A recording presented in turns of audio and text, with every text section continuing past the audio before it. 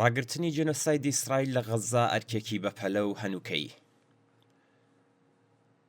سبەی دووشەممە 19 سەرماوەز بەرامبەر بە 9 دەسامبری 2024 لە ساڵنامەی نەتەوە یەکگرتووەکاندا ڕۆژی پەیماننامەی قەدەغەکردن و سزادانی جێنۆسایدە. ئەم ساڵ یادی ئەم ڕۆژە لە دۆخێکدایە کە کابینە و ئەرتەشی ئیسرائیل بە بڕیاری دەسەڵاتدارانی وڵاتە و بە هاوکاری ڕاستەوخۆی ئیمپریالیزمی ئەمریکا بەردەوام خەریکی کۆمەڵکوژین لە غەزا. دەوڵەتەکانی ئینگلیس و فەڕەنسا و ئەڵمانیش بە پارە و چەک و زانیاری و پرۆپاگەندەی ناڕاست و پێشگرتن لە ئاکسیۆن و حرەکەتە پشتیوانیەکانی هێزی دژە جێنۆسایدی ئیسرائیل لە غەزا یارمەتی دەوڵەتی ئیسرائیل و ئەرتەشە جنایەتکارەکەیەدەن. بە پێی دوایین بەیاننامەی بەرپرسانی تەندروستی غەزا ڕۆژی هەینی 16 سەرماوەز ژمارەی کوژراوانی فلستینی بەهۆی هێرشە بەردەوامەکانی ئیسرائیل بۆ سەر کەرتی غەزا گەیشتووەتە 44,532 کەس و 105,538 کەسی دیکەش بریندار بوون. هەروەها 10,000 فلستینیش بێسەر و شوێنن کە لە ژێر دار و پردوودا ماون و ئەرتەشی ئیسرائیل ڕێگەی نەداوە ڕزگاریان بکەن و پێویستاوانەش بە ژمارەی کوژراوەکان زیاد بکرێن. دوو لە سەرسەی قوربانیەکان ژن و منداڵن کە ئەرتەشی ئیسرائیل بە پێی پلان بۆتە هۆکاری کوشتنیان. بزوتنەوەی دژە شەڕ یەکەم هێز بوو کە ئەرتەشی ئیسرائیلی بە تاوانی دژ بە مرۆڤایەتی و جێنۆساید لە کەرتی غەزا تۆمەتبار کرد. ئەم بزوتنەوەیە لەلایەن دەسەڵاتە جۆرا و جۆرە دژە مرۆڤەکانەوە کەوتووەتە بەرهێرش و لاواز کراوە، بەڵام ئێستاش بوار بۆ بەهێزکردنی هەیە. لە نێو دەوڵەتەکاندا ئافریقای باشوور یەکەم وڵات بوو کە ڕۆژی 9 سەرماوەز بەرامبەر بە 30 دەسامبری 2023 دەوڵەتی ئیسرائیلی بە ئەنجامدانی جێنۆساید لە غەزا تۆمەتبار و لە دادگای نێودەوڵەتی سکاڵای لەسەر تۆمار کرد. ئەم سکاڵایە لەلایەن دایان وڵاتی ئەندامی نەتەوە یەکگرتووەکان و هەزار ڕێکخراو و یەکێتی و حیزبی سیاسی و کەسایەتیە چەپ و پێشکەوتن خوازەکانەوە پشتیوانی لێکرا. دادوەرانی دادگای تاوانە نێودەوڵەتیەکان ڕۆژی 1 سەرماوەز بەرامبەر بە 21 نوامبری 2024 فەرمانی دەستگیرکردنی بەنیامین نەتانیاهۆ سەرۆکوەزیری ئیسرائیل و یۆئاف گاڵاند وەزیری پێشووی بەرگری ئیسرائیل و هەروەها محەممەد زەیف فەرماندەی نظامی حەماسی دەرکرد.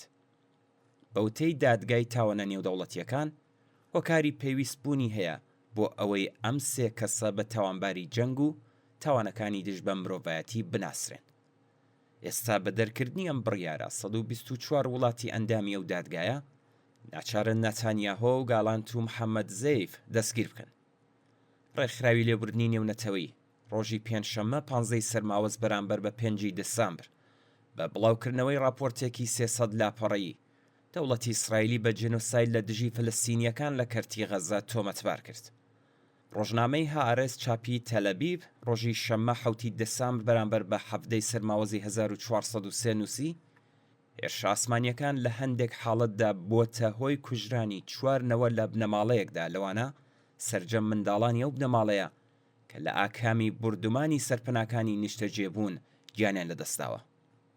هائارێز لە زاری ڕۆژنامە نووسێکی فلستینیەوە لە غەزا نووسیویەتی دەیان و بگرە لە هەندێک حاڵەتدا زیاتر لە 100 کەس لە بنەماڵەکانی نەسر، دەغمەش، سالم، میسری و ئەستەڵ لە غەزا کوژراون و ئەو بنەماڵانە بە تەواوی لە ئاماری دانیشتوانی فلستیندا سڕدراونەتەوە و هیچ ئاسەوار یان کەسێکیان نەماوە تاکو و چیرۆکەکەیان بگێڕێتەوە. ئەم ڕۆژنامەیە بە پشبەستن بە ئامارێک کە ڕۆژی 26 نوامبر بڵاو کراوەتەوە نووسیویەتی لە نێوان 2287 بنەماڵە 9577 کەس گیانیان لەدەستا و تەنیا 2 کەس یان زیاتر لە ئەندامانی هەرکام لەو بنەماڵانە زیندوو ماون.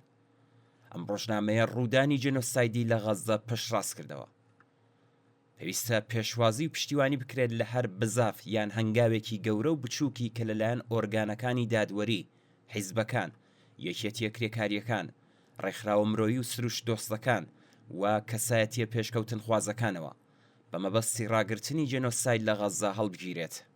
بەڵام جێنۆسایدی خەڵک لەلایەن دەوڵەتی ئیسرائیل و بە پاڵپشتی وڵاتە ئیمپریالیستیەکانی ڕۆژاوە بەشێکە لە پلانێکی گەورەتر بۆ دروستکردنی ڕێگەیەکی نێودەوڵەتی لە هندستانەوە بۆ عەرەبستانی سعودی و دوای تێپەڕین لە بەندەری حەیفا بچێتە ناو غەزە و لێوە گرێ بدرێت بە ڕێگاکانی ئوروپاوە.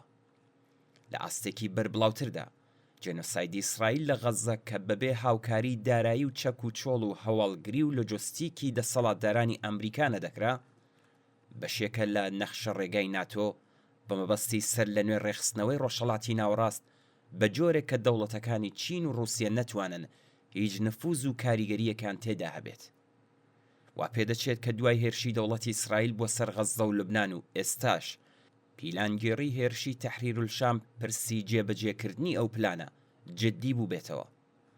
لە هەلومەرجی قەیرانی پێکهاتەی سیستمی سەرمایەداریدا کە لە وڵاتەکانی گروپی 20دا بەرچاوترە لە برێکس بە خەبات و خۆراگری دەتوانرێت بەربەم پلانە بگیرێت کە ساڵانێکە لە ئارشیفی ئیمپریالیستیەکانی ڕۆژاوادا تۆزی لێنیشتووە.